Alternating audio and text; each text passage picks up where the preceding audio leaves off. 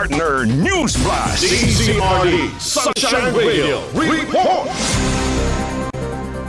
Muling detalye ng ating mga national news sa ex-senador Trillanes aminadong nakikipagkita sa ICC pero itinangging tumanggap ng milyon. Trillanes nagsampa ng cyber libel case versus Baligod at 18 umano'y ex-Marines. Ang detalye ng report niya ni atid sa inyo ni kapartner Aaron Rojas. Inaminig dating Senador Antonio Trillanes IV na matagal na siyang nakikipag-ugnayan sa mga kinatawan ng International Criminal Court o ICC.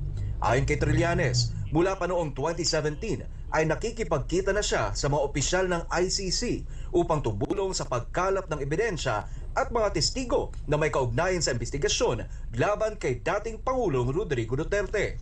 Pero nilinaw ng senador na hindi ito nangangahulugang tumanggap siya ng $1,000,000 upang pondohan ang operasyon ng ICC sa Pilipinas. Ito, kahit aminin ko na totoong nagsundo sila, naghatid sila,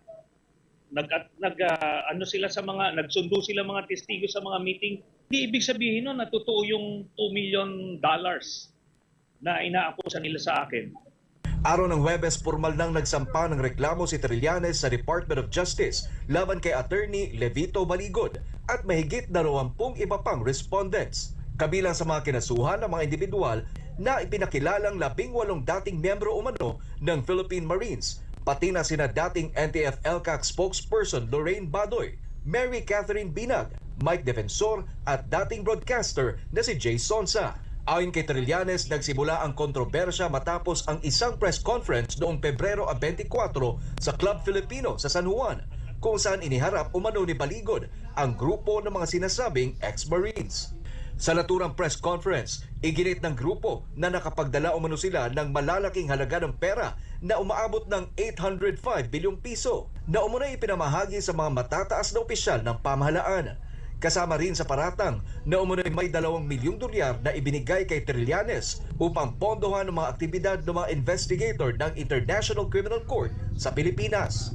Maring itinanggi ni Trillanes ang mga paratang at sinabing bahagi lamang ito ng planadong paninira sa kanyang pangalan at reputasyon. Ang ngayong araw po ay ako ay nag-file ng iba't ibang kaso kina Levy Baligod dun sa 18 ex-soldiers, kay Mike Defensor, kay Jason Sa, Cathy Binag, at Lorraine Badoy.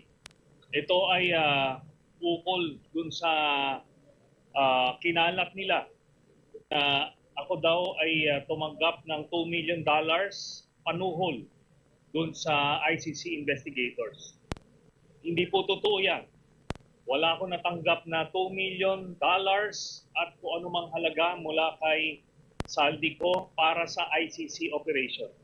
Sa kanyang reklamo, sinabi ni Trillanes na lalo pang lumawak ang issue sa social media matapos umunong ikalat ng ilang respondents ang mga paratang laban sa kanya. Kabilang dito mga online post at live streaming ng press conference na ayon sa kanya ay naglalaman ng mapanirang pahayag laban sa kanya. Dahil dito, sinampahan niya ang ilang respondents ng kasong cyber libel sa ilalim ng Cybercrime Prevention Act of 2012.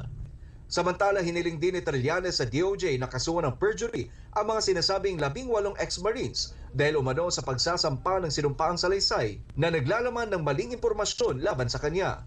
Bukod dito, isinama rin sa reklamo ang incriminating an innocent person dahil ayon kay Trillanes ay sadyang itinawit ang kanyang pangalan sa umunoy money deliveries kahit wala anyang katotohanan ang mga paratang. Sa ilalim ng batas, ang cyber libel ay paninirapuri gamit ang internet, habang ang perjury naman ay pagsisinungaling sa ilalim ng panunumpa.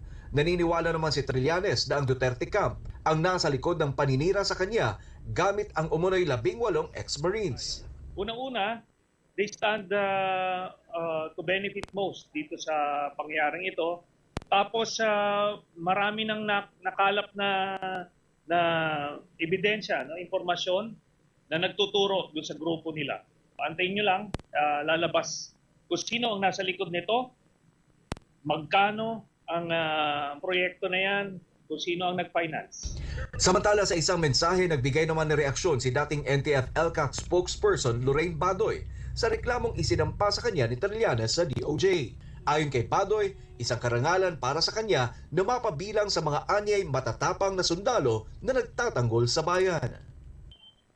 Sa ngayon ay inaasahan na magsasagawa ng preliminary investigation ang Department of Justice upang malaman kung may sapat nga ba na basihan ang mga reklamo laban sa mga respondent.